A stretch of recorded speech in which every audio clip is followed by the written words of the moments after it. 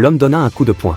La force puissante non seulement déchira les vêtements de la femme, mais aussi fendit directement la terre. L'homme était si puissant seulement parce qu'il était le roi qui gardait la frontière. Dès qu'il découvrait que quelqu'un enfreignait le territoire, il les cernait et les tuait. Cette femme était arrivée ici pour une certaine raison.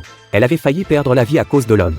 Cependant, la femme pensait que l'homme convoitait sa beauté et voulait donc lui prendre la vie. Juste à ce moment-là, les ennemis arrivèrent de loin et lancèrent une attaque contre l'homme.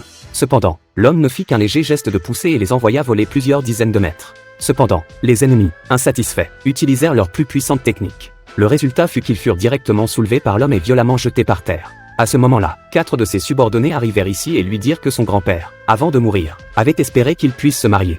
Le lendemain, l'homme se rendit chez sa fiancée. Mais tout le monde méprisait l'homme en le considérant comme un pauvre diable. L'homme expliqua patiemment qu'il était le roi qui gardait la frontière. Mais personne ne le croyait. Ils dirent qu'un concours pour sélectionner le roi aurait lieu 3 jours plus tard. 3 jours plus tard, l'homme arriva sur place du concours de sélection.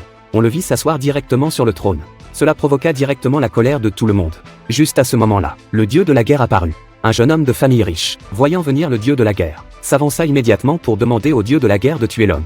Il dit également que l'homme se faisait passer pour le roi. Après avoir entendu cela, le dieu de la guerre ordonna à ses hommes de lui apporter les instruments de torture. Quand tout le monde pensait que l'homme serait certainement mort, personne n'aurait imaginé que le dieu de la guerre allait casser les tendons des mains et des pieds du jeune homme de famille riche qu'il venait de voir. Alors seulement tout le monde sut que l'homme n'avait pas menti.